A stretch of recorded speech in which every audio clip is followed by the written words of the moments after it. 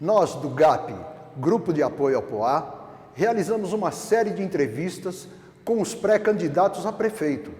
O nosso objetivo é conhecer e divulgar o perfil de cada um deles. Com isso, o eleitor terá condição de analisar e avaliar os que pretendem administrar a nossa cidade.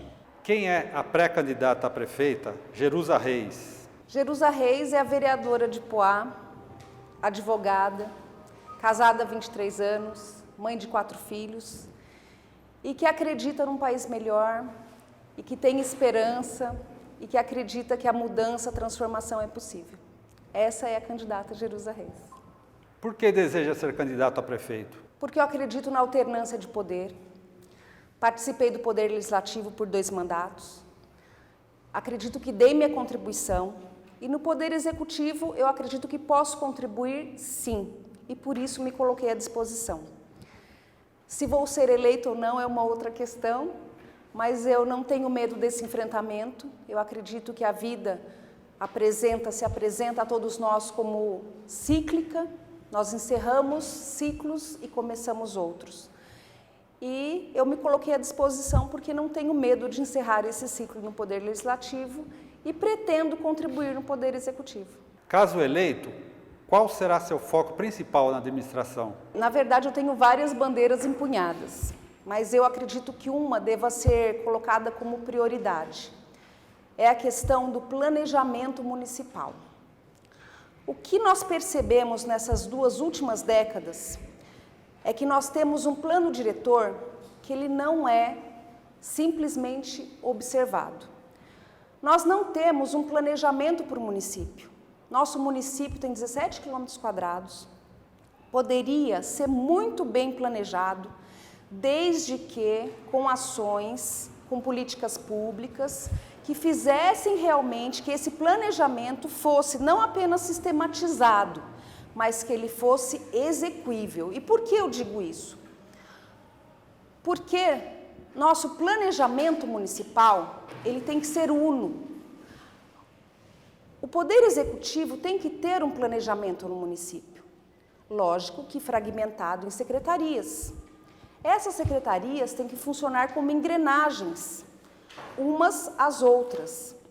No entanto, hoje, quando sentimos a falta de políticas públicas, quer na saúde, quer na educação, quer na assistência social, quer na segurança, no transporte, no turismo, nós percebemos que existe uma fragilidade dentro dessa construção de planejamento. E daí eu coloco a questão do plano diretor e da necessidade de se observar o que é uma gestão democrática participativa.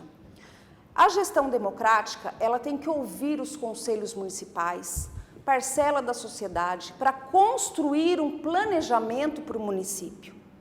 Dentro desse planejamento, aí teremos as metas.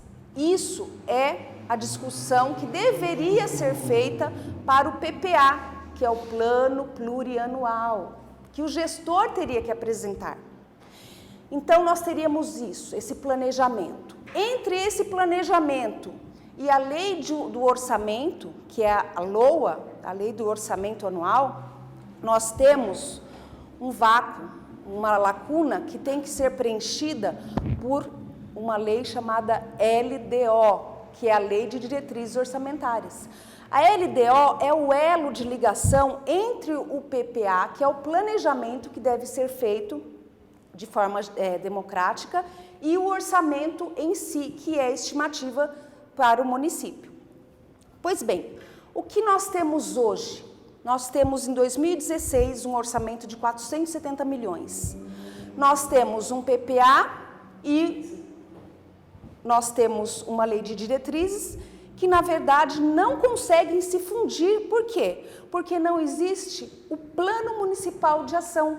Portanto, até para o vereador, como instrumento, como ferramenta, é difícil porque ele não tem instrumento para fiscalizar adequadamente. Por essa razão, o planejamento deve ser prioridade. Como pretende montar sua equipe de governo? A equipe de governo, eu acredito que tem pessoas técnicas, né? Não adianta fazer simplesmente composição política. Eu entendo que a composição política é necessário para dar governabilidade, mas eu vejo que tem algumas pastas que são essencialmente técnicas e não adianta querer inventar moda colocando uma figura política, meramente política, para composição política. Por quê? São figuras que são vitais e essenciais. Então não adianta querer colocar na saúde uma questão, uma figura política para ter uma representatividade, que não vai funcionar. Da mesma forma, entendo em outras pastas, como jurídico, colocar um bacharel que não tem OAB, eu não consigo entender, conceber como fará a administração de uma pasta se ele mesmo não tem OAB. Ou exercer uma função de chefia, de diretoria, se ele não tem OAB. Da mesma forma na saúde. O linguajar de cada uma das pastas tem peculiaridades que são inerentes a cada um dos segmentos e tem que ter esse entendimento. Da mesma forma no turismo, da mesma forma na segurança, no obras. Então eu acredito que pastas técnicas têm que ser compostas de forma técnica, sim. A composição política, ela vem como um adicional, como um plus. Tem que existir para dar governabilidade. Mas o essencial é realmente a questão técnica. Pretende manter, aumentar ou reduzir o número de secretarias? Então, essa é uma questão que, inclusive, eu acho que a gente tem que abrir um parênteses aí. Nós estamos falando e hipotetizando um planejamento de um executivo com base em um orçamento, que amanhã, ou daqui 10 dias, ou daqui 1 mês, pode ser reduzido drasticamente pela metade. Por quê? Se aprovado no Senado, que está sendo cogitado, que é a relação com relação à ISS, Poá vai de uma previsão para 2017, 509 milhões, para 250. E como dar conta com esse orçamento de todas essas despesas criadas? Então, eu sugeri, inclusive, que fosse feita a comissão para estudos, para antecipar essa flexibilização de adequação do orçamento e adequar as despesas. Então, eu acredito que a contenção, ela é necessária. Enxugar a máquina é necessário. Dar o exemplo é necessário. E não adianta falar em economia, em gestão que simplesmente faz e acontece. Por quê? Porque a gestão pública, ela não visa como a iniciativa privada o lucro financeiro. A gestão pública, o lucro é o social.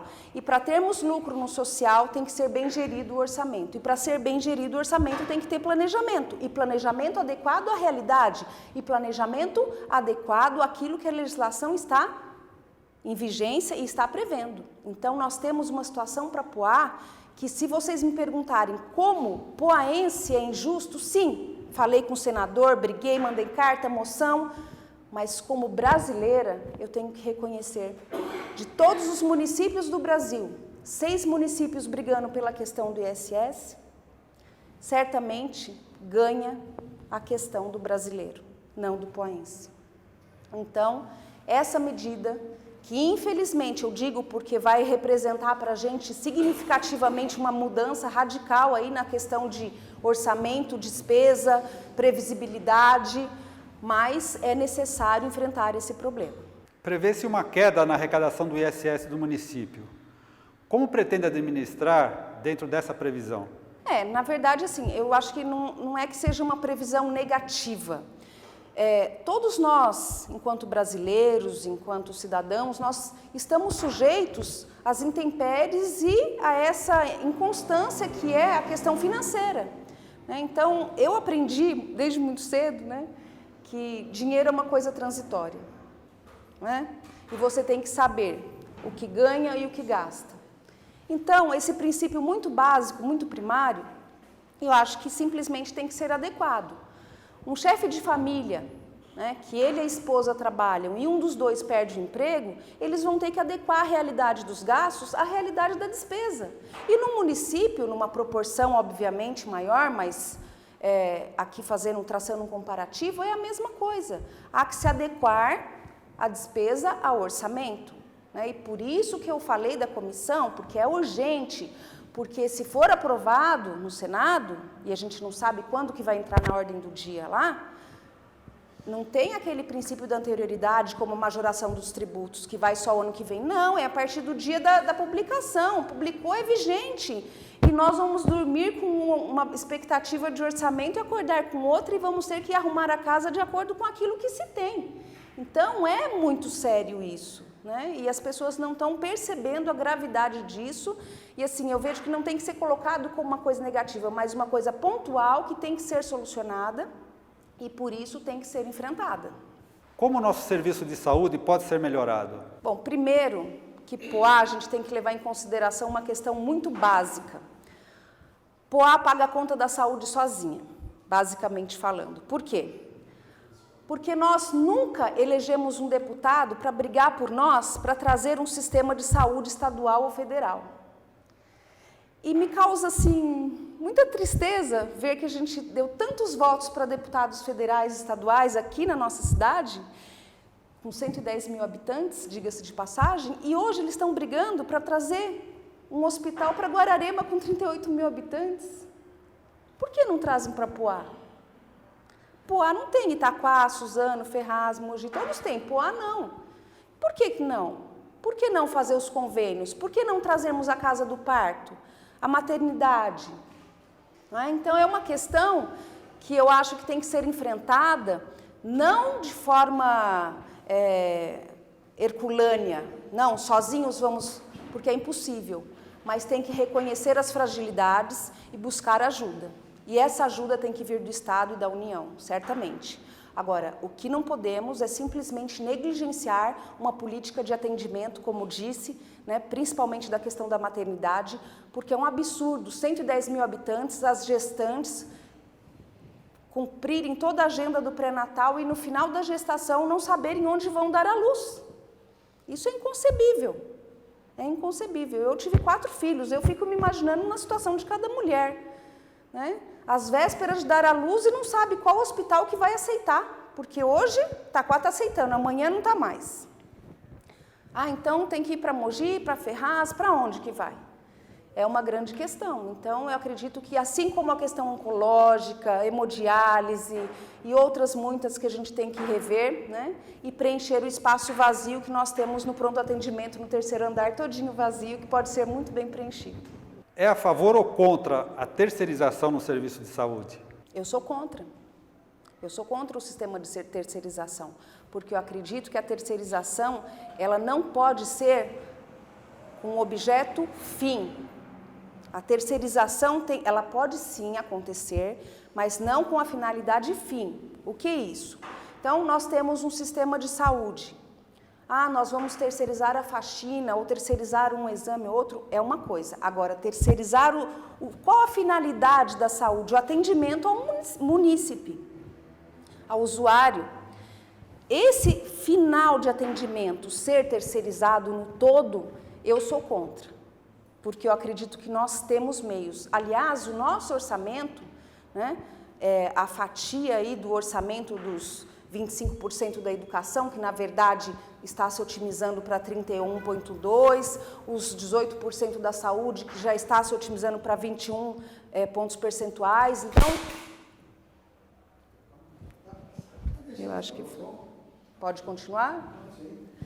Então, eu vejo assim, que tudo isso é por quê? Porque existe uma garantia que parte daquele orçamento tem que ser destinado. Algumas pessoas não têm esse discernimento, entendem que, não, pega daqui, põe... Não pode ser feito isso, senão vira realmente uma bagunça. E algumas questões são priorizadas, e a saúde é uma delas, assim como a educação. Nós sabemos que existe uma interlocução entre uma e outra, né? Então, por exemplo, a questão da educação e da inclusão, que envolve muitas vezes também a saúde, né? A questão do autista, por exemplo, síndrome de Down. A educação, a legislação permite esse tratamento. Então, a despesa gerada para vamos dizer aqui, hipotetizar aqui um exemplo recente, né, a escola de autistas, pode ser feita também via educação, dentro desses percentuais. Qual sua proposta para o sistema de coleta e depósito de lixo? A coleta de lixo na cidade é uma incógnita muito grande. Por quê? Nós temos hoje uma cooperativa no município, de reciclagem, que faz a coleta seletiva dos recicláveis, porém não recebe pela tonelagem. Inversamente, a empresa que ganhou a licitação tem um contrato milionário, diga-se de passagem, e eu questiono muito esse tipo de contrato, né? Pena que não encontre ressonância, não reverbere, mas por quê? Essa pesagem dessa tonelagem do lixo que é feita, pasmem, é feita por um sistema da própria empresa que cobra, sem uma fiscalização apurada do município. É lógico que nós não vamos aqui ficar hipotetizando que vão molhar com a mangueira, o caminhão, que vão pesar mais. É lógico, a gente não vai fazer isso, né? Mas, assim, é um dinheiro que é pago, nosso lixo é pago a preço de ouro, é o luxo. E nossa cooperativa de reciclagem, que atende mais de 150 famílias, né, tem um convênio muito capenga, porque não é cumprido e deveria ser, porque o Plano Nacional do Meio Ambiente, PNME, prevê que a nossa coleta deveria ser feita. O plano de resíduos sólidos deveria já ter sido implantado, né, que também é uma outra questão, mas nem a área de transbordo regularizada pela CETESB com licenciamento nós temos, não é? Então, assim, é uma falta de visão de uma política pública que tem que ser feita de forma segmentada. Então, quando eu falei sobre o planejamento, eu digo sobre isso. Falta o planejamento dentro de cada área para que contemple uma política pública verdadeira, não uma fachada. Tem alguma ideia de como enfrentar o desemprego no âmbito municipal? Na verdade, várias ideias. E uma delas, né, é a incubadora, que eu acredito que seria muito útil. E eu me pergunto, se nós temos uma Secretaria de Indústria e Comércio, por que não temos uma política de indústria e comércio que gere não apenas os jovens aprendizes, mas também incentivo? Por que não temos esses polos que seriam aí, vamos dizer assim, os germes, né? Os polos, os nascedouros mesmo de empreendedores? Por que não temos políticas de incentivo às empresas no município? Ah, mas não é possível porque é renúncia de receita. Renúncia de receita é uma coisa, incentivo é outra. E nós temos exemplos de municípios que têm enfrentado isso e têm feito com muito êxito essa chamada atrativa de empresas, de indústrias e até mesmo para o comércio. De que maneira? Nós temos várias, e no meu plano de governo eu pretendo mostrar algumas, mas uma delas que eu vou deixar aqui registrado é que é possível, sem renunciar receita, fazer um incentivo, principalmente colocando a questão da isenção transitória e provisória dos impostos, dos encargos, dos tributos, não é? Acoplada à questão da empregabilidade e do que vai gerar de impostos, ou seja, se for sobre serviços ou circulação de mercadorias. Portanto, é perfeitamente possível, né? Sem renunciar receita, é possível fazer uma política atrativa de incentivo para chamar empresas, para fortalecer o comércio e principalmente para gerar empreendedorismo na cidade. Como pretende direcionar a política de cobrança do IPTU, da taxa do lixo e da iluminação municipal? Bom, a tarifa da energia elétrica, todos sabem, minha opinião, que eu sou radicalmente contra por duas razões muito simples. Ah, mas é uma determinação federal. Ok. Só que não é determinação federal que o município tenha que contratar a EDP Bandeirantes e pagar uma taxa para ela, para que ela ponha na conta aquilo que o município vai pagar para os cofres públicos, que é da iluminação pública. Ah, mas qual a diferença? Vai pagar do mesmo jeito? Não. A taxa de iluminação proposta de forma pela lei federal é uma coisa. A contratação da EDP para colocar essa cobrança na conta para iludir, né, uma ilusão de ótica ali que o contribuinte tem, que está pagando para a EDP Bandeirantes e não está, porque está pagando a taxa de iluminação pública para o município e, além disso, está pagando a taxa do contrato que a prefeitura contratou a empresa para cobrar. Vejam, eu realmente sou contra. Com relação aos impostos, nós temos um plano diretor que faz a previsão, nós não podemos fugir disso, tem que haver o reajuste e até por uma questão de garantia da propriedade, porque a Constituição Federal prevê o direito de propriedade e nós presenciamos recentemente a questão da desapropriação do Rodoanel, foi usada aquela tabela que era bem aquém e isso deu um prejuízo. Então, eu concordo que haja, sim, não aumento, mas o reajuste e adequação, até para que o próprio proprietário tenha essa segurança jurídica de sua propriedade, em caso de uma eventual desapropriação, seja por parte do município, do Estado, enfim, não se sabe, como nós tivemos agora pela concessionária do Estado. Então, eu acredito que seja essa questão. Qual foi a outra? Iluminação. A taxa do lixo, posso retomar só uma questão que eu acho muito importante? Hoje, no município, né, nós temos uma lei que fala que os grandes os grandes produtores do lixo teriam que ser feito rateio, né, só que primeiro são classificados os grandes produtores do lixo, para depois então ser rateado. Hoje não existe isso. Hoje pega o geral, faz o rateio e todo mundo paga a conta. Eu não acho certo que você pague na sua casa a mesma taxa que o supermercado ou que um restaurante paga por produzir o lixo que produz dia, peso dia.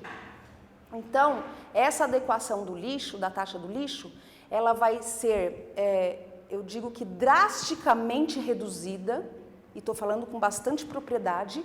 Por quê? Porque se a lei for observada e for aplicado esse princípio de exclusão dos principais produtores primeiro, que são aqueles que mais geram o lixo na cidade, depois ser feito o rateio, por si só já cai drasticamente. Tá? Eu acho importante colocar isso porque não é uma questão assim, vou baixar a taxa do lixo, não é? Se for aplicada a lei, já automaticamente é que não é. A pergunta final, é a favor ou contra a redução de 17 para 11 vereadores? A representatividade eu acho que é muito importante, né? Tem segmentos que se sentem representados por bairro ou por categorias, então é uma questão muito delicada. A princípio, por economia, eu entendo que seria interessante a redução, mas pela representatividade talvez haja aí uma polêmica com relação a essa discussão. Mas eu acho que, a princípio, por uma questão de economia, que é o momento que nosso país está passando, o nosso município pode vir a sofrer aí de forma muito drástica essas consequências do que vai ser aprovado no Senado, até por economia eu acredito que seria muito importante essa redução. O GAP agradece a sua participação.